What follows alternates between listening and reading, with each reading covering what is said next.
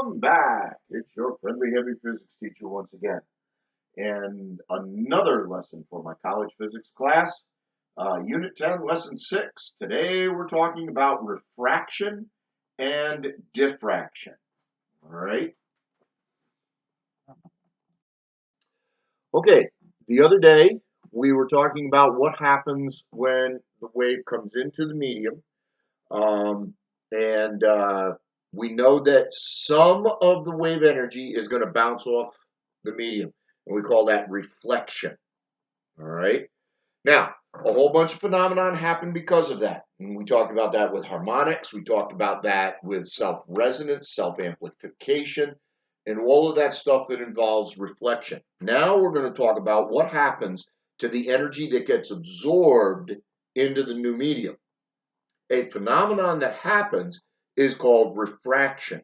Now, if a wave comes directly into the medium, just comes straight head on into the medium, the reflection is going to go straight back out, and any wave that goes in will just continue in a straight line. The only thing that will happen is its speed will change. Well, that speed change causes a change in the wavelength.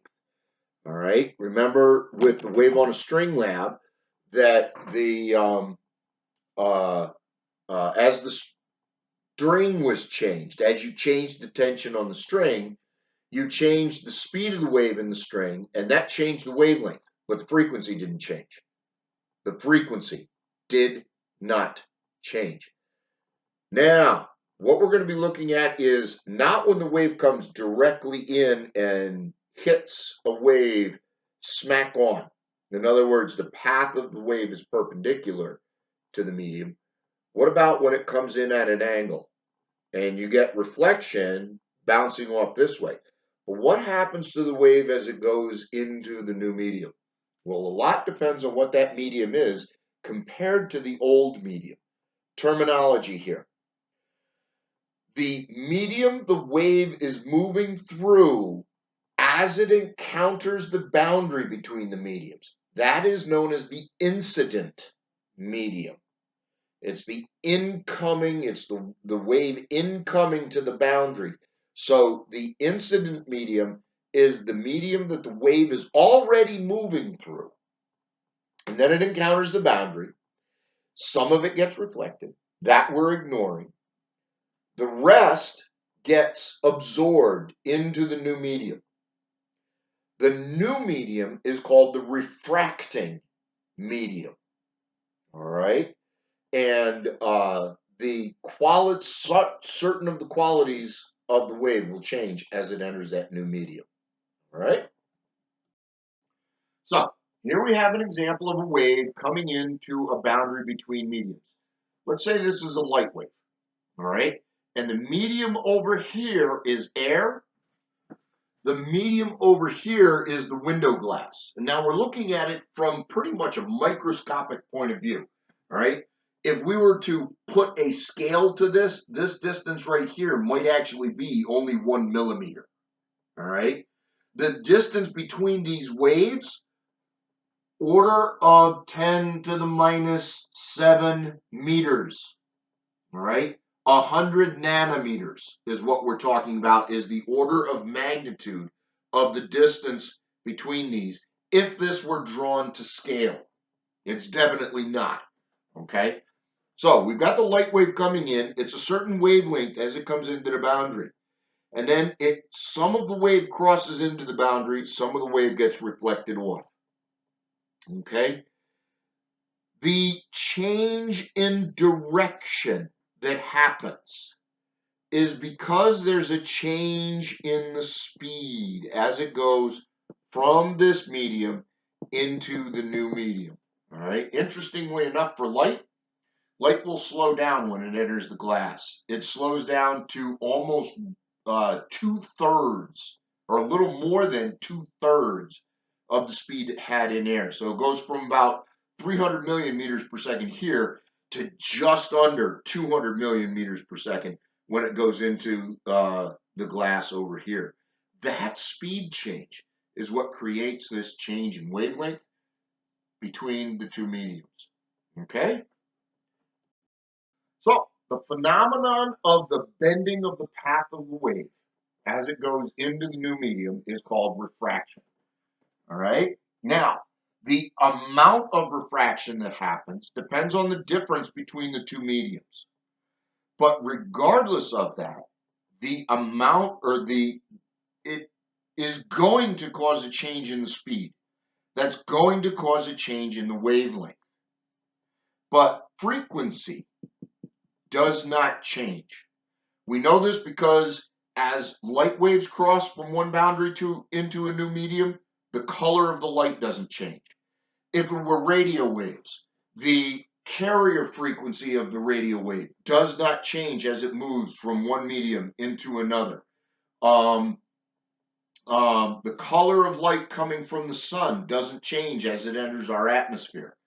The sound waves that go from water, if you use a hydrophone in the water and make a sound in the water, sometimes you can hear that sound above the water if you're standing on, say, the side of a pool.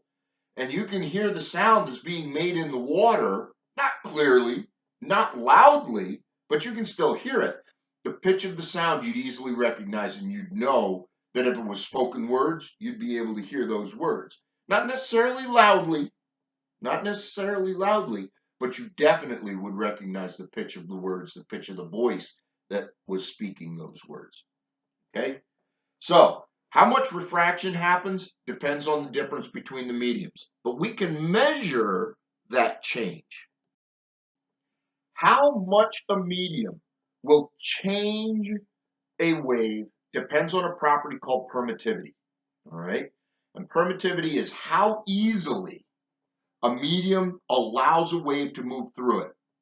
Something with a high permittivity means that the wave will have a relatively high speed.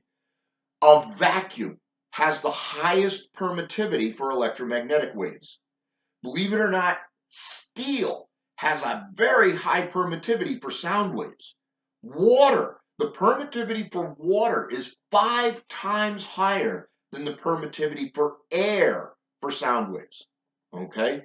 The permittivity for glass is about 48% lower than the permittivity for vacuum for light waves. All right. So if you can figure out what the permittivity of a material is, or if you are told that the permittivity of one material is higher than the permittivity of another material, you can figure out how the wave is going to change as it crosses the boundary. Okay, so let's take this example here on the left. All right, we're going from medium A, which has a high permittivity, compared to medium B. Medium B has a low permittivity for whatever this wave is. All right, moving from A into B. When that happens, because this goes from high permittivity, therefore high speed, to low permittivity or lower speed, that's going to shorten the wavelength, it's going to slow the speed down, and it's going to cause this change where the path of the wave goes from a large angle with the normal line to a small angle with the normal line. We call that bending toward the normal line. All right, it bends this way. You can almost think of this as light going from air into water. All right. If you ever watch spear fishermen or bow fishermen, when they're targeting their fish, the fish appears to be over here where this theta sign is, but in actuality, the fish is down here because the light ray would be going back out to them, reflected off the fish. And so when you're aiming with a spearfish or when you're aiming with a bow that you're hunting the fish with, you actually have to aim closer to you than where you see the fish in the water. All right. Conversely, if we're going from a low permittivity to a high permittivity, okay, something where the speed of the wave is a certain number over here because of the permittivity, it's going to go to a higher speed over here because this permittivity lets it move through it more easily. All right. So where over here we had a change in the angle, a decrease in the angle, this is actually going to create an increase in the angle. It's going to bend away from the normal line is the way we describe it. So the speed speeds up, the wavelength increases, the angle increases. Okay? Now, there is a relationship between these two angles and what the speed will be in the new medium. This is our refraction relationship. Okay? So the ratio of the sine of the angle in the incident medium, theta 1, to the sine of the angle of refraction, theta 2, is equal to the ratio of the speeds in the two mediums. So the speed in the incident medium to the speed in the refracting medium. So the sine of the incident angle to the sine of the refracted angle equals the speed of the incident medium to the speed of the refracting medium. Okay? Now, since the frequency remains the same across the boundary and we can use the speed of the wave equals the frequency times the wavelength, make that substitution into here, and we get this relationship between the angles and the wavelength. Notice it's the same sort of ratio change. So if you're going from a high permittivity to a low permittivity, you know that the speed is going to slow down. So you know that you're going to need a smaller angle in the refracting medium. That's what all of this is describing for us. Okay? Okay, our next phenomenon, there's no new medium. There's a barrier. Okay? And the barrier in the medium, okay, yeah, technically it's a different medium, but it's so different from the medium that the wave is moving through that very little, if any, of the wave energy gets absorbed into that barrier. So what happens? Well, if the barrier is just this one wall, let's say, then all of the wave gets bounced off of it. Okay?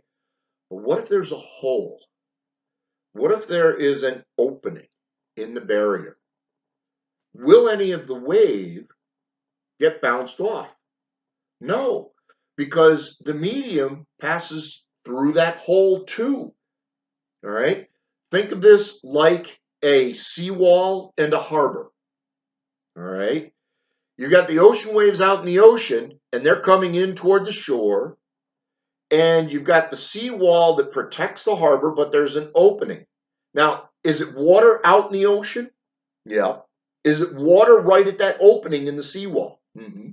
Is it water in the harbor? Well, it better be, or your ships won't float in it. Okay?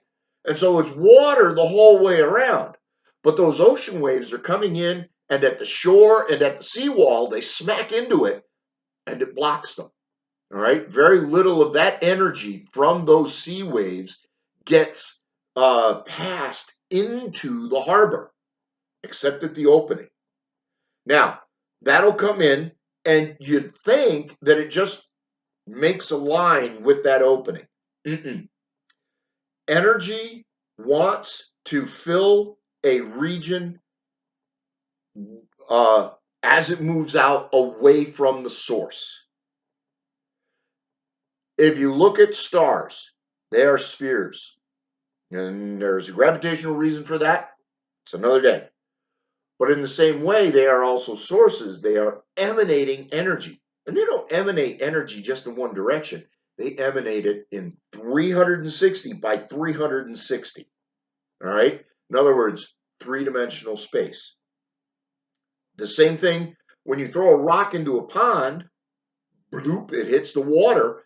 It doesn't send waves out in one direction, the same direction that the rock was moving when it landed in the pond. No, bloop, it hits the water, and the water forms a ring, and that ring spreads out And that energy of the interaction of the rock with the surface of the pond, that breaking of the surface tension, that then spreads out from that. And it spreads out in a nice, perfect ring flowing across the top of the pond. That's true for all energy. Now, energy spreads out and the wave of it is coming in. We can almost think of it as a single line now because the curvature is so broad that it's essentially a flat line. And so that wave comes in and it encounters the boundary. If there's a hole in the boundary, then that wave energy is going to go through. And this is what happens to it. We call this phenomenon diffraction. All right, so the waves are coming into this seawall or piece of cardboard with a hole in it, and this is light waves, or any other thing. Gee, the hole in the side of our head, all right, and this is the ear canal, all right.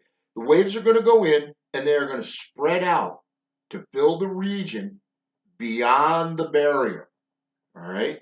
Now, let's say that the waves are moving along a confining wall and they're moving so their path is parallel to that wall, but then the wall ends. Part of the wave is going to continue in the straight line, but the part that is over here is going to turn, bend, and start spreading out. What we're going to find is the part of the wave that's moving over here, the amplitude of this wave decreases along this path because this energy is spreading out over here.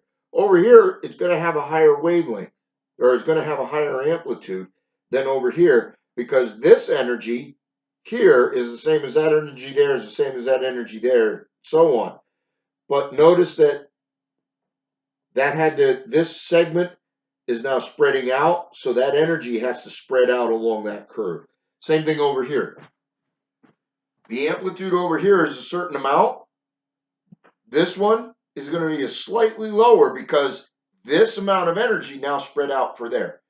This is the same amount of energy as the energy represented there, but that energy is spread out through that surface.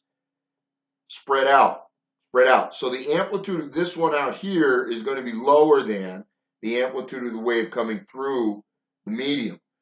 But if I add up all of the amplitude along that line, the total energy is the same as the energy of this one right here. Okay? So reflection, bouncing off.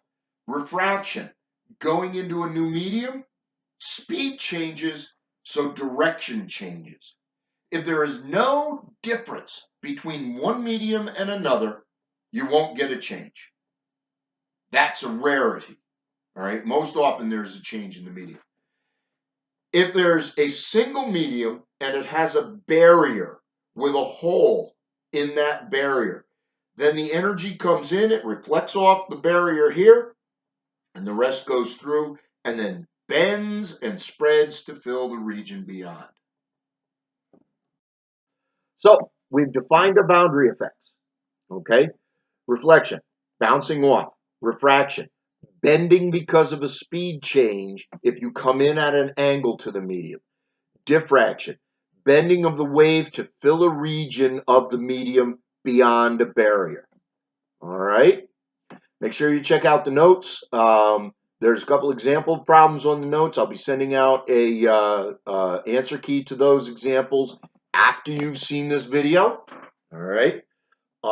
If you have any questions, don't forget to email me. All right. This is your friendly heavy physics teacher signing off. Have a great one, folks.